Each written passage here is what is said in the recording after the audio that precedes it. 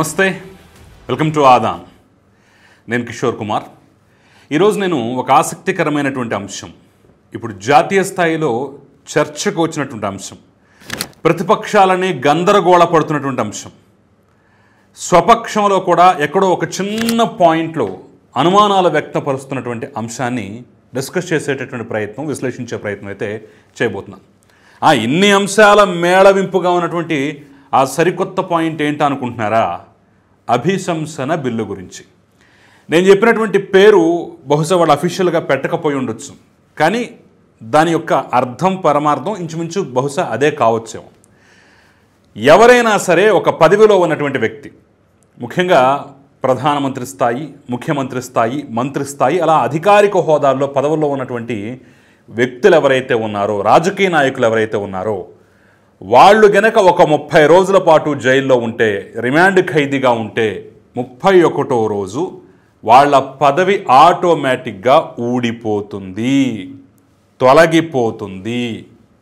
ఇది ఎవరు చేయక్కర్లా, వాళ్ళంతటి వాళ్ళు రాజీనామా చేయకపోయినా ఆటోమేటిక్గా తొలగిపోతుంది అనేటటువంటి కొత్త సవరణ బిల్లు 130వ రాజ్యాంగ సవరణతో సహా తీసుకొచ్చి మరీ చేస్తున్నటువంటి ప్రయత్నం అయితే ప్రస్తుత ఎన్డీఏ ప్రభుత్వం చేస్తుంది. ఇప్పుడు దీని మీదే గగ్గోలు రేగుతోంది. మన బుధవారం అమిత్ షా దీన్ని పార్లమెంట్లో ప్రవేశపెట్టిన తర్వాత వెంటనే ప్రతిపక్షాలు వచ్చేసి దీన్ని నిరసన వ్యక్తం చేసే దీని పట్ల ఆ ప్రతులు చించి ఆయన మీదకే విశ్లేషణ పరిస్థితి, గందరగోళం చేసిన పరిస్థితి, ప్రతిపక్షాలని తమకు గిట్టనటువంటి ప్రభుత్వాలని కూల్చివేస్తారని చెప్పేసి గగ్గోలు రేపిన పరిస్థితి అయితే కనిపిస్తోంది. అయితే ఒక్కసారి ఈ బిల్లు తీసుకురావటం అనుకున్నటువంటి ఆవశ్యకతలు ఏంటి, ప్లస్లు ఏంటి, మైనస్లు ఏంటి అనేది నేను క్షుణ్ణంగా చెప్పేటటువంటి ప్రయత్నం, విశ్లేషించే ప్రయత్నం అయితే ఈ వీడియోలో చేయబోతున్నాను. కాబట్టి ఎక్కడ మీరు మిస్ చేయొద్దు, మొత్తం చూడండి. చూసిన తర్వాత ఆశాంతం చూసిన తర్వాత మీ అభిప్రాయం ఏంటో కమెంట్ చేయడం మాత్రం అసలు మర్చిపోకండి. అసలు పాయింట్లోకి మనం వెళ్ళినట్టయితే కొంత పూర్వరంగంలోకి వెళ్ళాలి మనం. ఒకప్పుడు రైలు ప్రమాదం జరిగింది అనే కారణంతో రైల్వే మంత్రిగా ఉన్నటువంటి లాల్ బహదూర్ శాస్త్రి నైతిక బాధ్యత వహించి మరీ రాజీనామా చేసిన సందర్భం. ఇంకా అనేక సందర్భాల్లో, అది జైలుకు వెళ్ళినటువంటి సందర్భం కానీ, అరెస్ట్ అవుతున్న సందర్భం కానీ, తమ మీద ఆరోపణలు ఇచ్చిన సందర్భంలో కానివ్వండి, కోర్టు తీర్పులు వ్యతిరేకంగా వచ్చినటువంటి పరిస్థితుల్లో కానివ్వండి, చాలామంది రాజకీయవేత్తలు ముందుగానే నైతిక బాధ్యత వహించి తమ పదవులకు రాజీనామా చేసి ఆ స్థానం నుంచి తప్పుకొని ప్రజలని, వ్యవస్థని గౌరవించినటువంటి గొప్ప రాజకీయాలు ఆ రోజుల్లో ఉండేవి. ఇప్పుడు అవి ఎంతగా పడిపోయాయంటే, జైలుకు పోయినా సరే పదవుల్ని పట్టుకుని ఊరేగుతూ వేలాడుతూ ఉన్నటువంటి దౌర్భాగ్యపు పరిస్థితులు అయితే కనిపిస్తున్నటువంటి తరుణంలో అవి చూస్తున్న ప్రతి ఒక్కళ్ళకి ఈ బిల్లు కావాలేమో అనే భావన కలిగేటటువంటి ఆస్కారం, అవకాశం అయితే చాలా స్పష్టంగా ఉంది. ఎందుకు ఈ మాట చెప్తున్నానంటే, మన కళ్ళెదుటే 2 కారణాలు కనిపిస్తున్నాయి. అరవింద్ కేజ్రీవాల్ ముఖ్యమంత్రిగా ఉన్నారు. ఢిల్లీ లిక్కర్ స్కామ్లో ఆయన అరెస్ట్ చేసి జైల్లో పెట్టారు. కోర్టు కూడా వెంటనే బెయిల్ ఇవ్వాల. అయినా కానీ ఆయన జైల్లో ఉన్నన్ని రోజులు, బహుశా 30 రోజులు 40 రోజులు ఉన్నాడు, ఉన్నన్ని రోజులు ముఖ్యమంత్రి పదవికి రాజీనామా చేయకుండా అలాగే దాన్ని పట్టుకుని వేలాడాడు. పైగా తెంపరితనం, నేను జైల్లో ఉన్నా సరే ముఖ్యమంత్రినే, నేను జైలు నుంచే నా విధులు నిర్వహిస్తానని చెప్పేసి ఆయన భీష్మించు కూర్చుంటే సుప్రీంకోర్టు మొట్టికాయలేసింది. అయినా ఆయన రాజీనామా చేయలేదు. సరే, అప్పుడంటే ఏదో తతంగం గడిచిపోయింది, వ్యవహారాలు గడిచిపోయాయి. బయటకు వచ్చిన తర్వాత కొన్నాళ్ళకి రాజీనామా చేసేసి ఆయన స్థానంలో వేరే వాళ్ళని కూర్చోబెట్టేసి ఎన్నికలకు వెళ్ళిపోయాడు. అది ఎన్నికల స్టంట్ అంటారు, ఆ కథ అంతా వేరు. ఒక వ్యక్తి అరెస్ట్ అయి జైల్లో ఉంటే అది ముఖ్యమంత్రి అయినా సరే రాజీనామా చేయకపోవడం ఎంతవరకు సమర్థనీయం? అది తప్పుడు కేసు అయితే మరోటైతే పోరాడాలి, ఖచ్చితంగా పోరాడాలి. అవసరమైతే తప్పుడు కేసు బనాయించి తనను జైలు పాలు చేసిన వాళ్ళ మీద కూడా తిరిగి కేసులు పెట్టి వాళ్ళకు కూడా అదే శిక్ష విధించేలా నువ్వు ప్రయత్నం చేయాలి, తప్పులేదు. కానీ జైల్లో ఉండి నేను ముఖ్యమంత్రిగా విధులు నిర్వహిస్తానంటే అలాగా? ఇక ఎంతకన్నా దారుణం సెంథిల్ బాలాజీ, తమిళనాడు మంత్రి.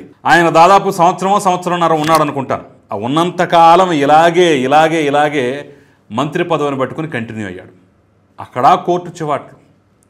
ఎప్పుడైతే తనను అరెస్టు చేయటానికి వస్తున్నారో పోలీస్ వ్యవస్థ వాళ్ళకు అనుమతి లభించిందో ఆ క్షణమే రాజీనామా చేసి జైలుకు వెళ్ళాలి. అఫ్కోర్స్ బెయిల్ తెచ్చుకున్న తర్వాత మరొకసారి ఆ పదవిని అధిష్ఠించవచ్చు, లేదా ఆ ఆరోపణ నుంచి పూర్తి స్థాయిలో బయటపడిన తర్వాత కడిగిన ముత్యంలాగా బయటకు వచ్చిన తర్వాత మళ్ళా ఆ పదవిలో కూర్చోవచ్చు.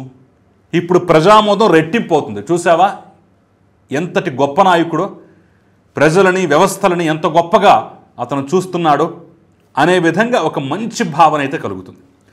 సో ఈ రెండు ఉదాహరణల పట్ల కోర్టులు కూడా ఆక్షేపించిన నేపథ్యంలో రాజ్యాంగంలో కూడా మరి జైలుకి వెడితే ముఖ్యమంత్రిగా రాజీనామా చేయొచ్చా, జైలుకి వెడితే మంత్రిగా రాజీనామా చేయొచ్చా, పదవులు పట్టుకుని ఊరేగాలా లేదంటే వదిలేయాలా అన్న దాని మీద స్పష్టత లేకపోవడంతో ఇప్పుడు రాజ్యాంగ సవరణ చేసి మరి ఈ కొత్త బిల్లు తీసుకొచ్చే ప్రయత్నం అయితే బీజేపీ చేస్తోంది. అయితే వాళ్ళు చెప్పే అంశం ఏంటంటే 30 రోజుల పాటు, ఎందుకంటే తప్పుడు కేసు అయితే 30 రోజుల లోపల ఖచ్చితంగా బెయిల్ వస్తుంది. 14 రోజులు రిమాండ్ విధించినా కానివ్వండి, ఒక్కోసారి తప్పుడు కేసు అయితే రిమాండే రిజెక్ట్ అయ్యే అవకాశం ఉంటుంది. పై కోర్టు వరకు వెళ్ళొచ్చు, కింది కోర్టు దగ్గర నుంచి పై కోర్టు వరకు వెళ్ళడానికి 30 రోజుల సమయం అద్భుతంగా సరిపోతుంది. ఆ లోపల అది తప్పుడు కేసు అయినా అందులో సహేతుకు లేకపోయినా ఈజీగా బెయిల్ వచ్చే అవకాశం ఉంటుంది. కాబట్టి ఆ 30 రోజుల గడువు పెట్టారు.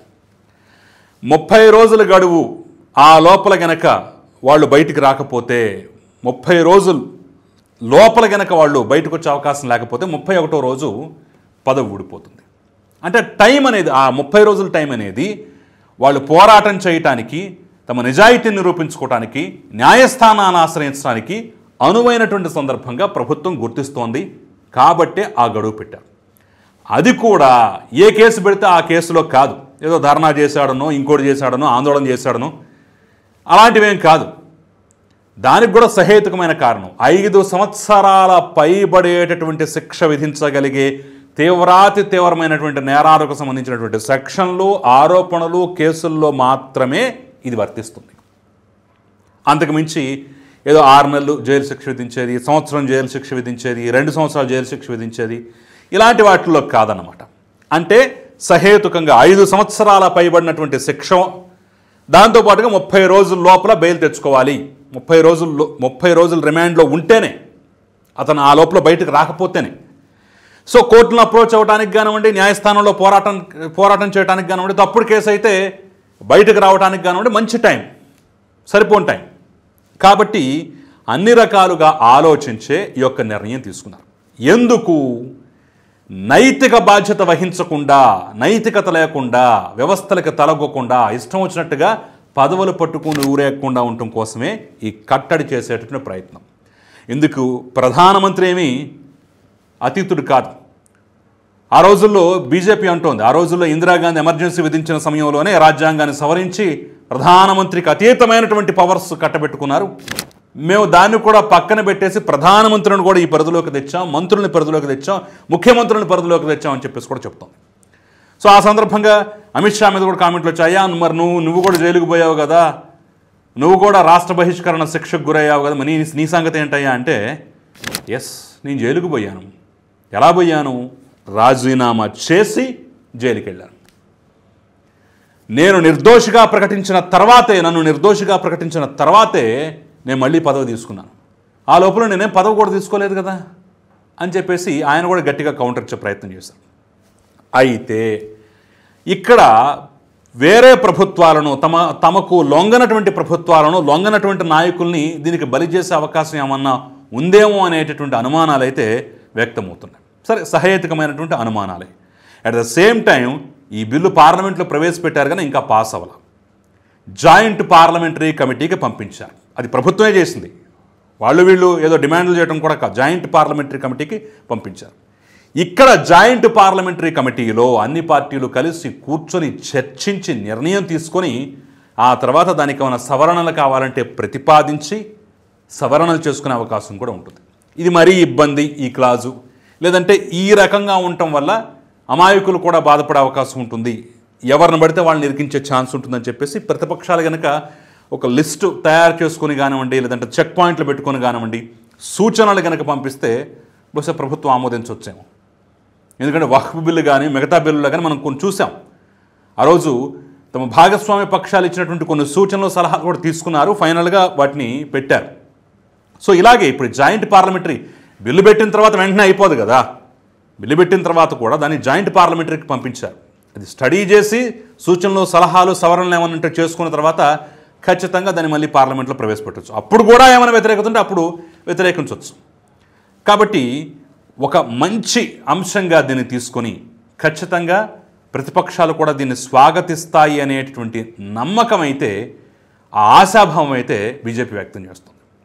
చూద్దాం మరి రేపు ఈ బిల్లు ఎలాంటి మలుపులు తీసుకుంటుందో, ఎన్ని సవరణలకు గురవుతుందో, ఎన్ని మార్పులు చేర్పులకు గురవుతుందో ఖచ్చితంగా మనం చూసే అవకాశం అయితే ఉంది. అయితే ఈ బిల్లు మంచిదా కాదా, ఈ బిల్లు మంచిగా కాదా అనేటటువంటి అంశాలపై మీ అభిప్రాయాన్ని అయితే నాకు ఫస్ట్ కమెంట్ రూపంలో తెలియజేయండి. Thank you.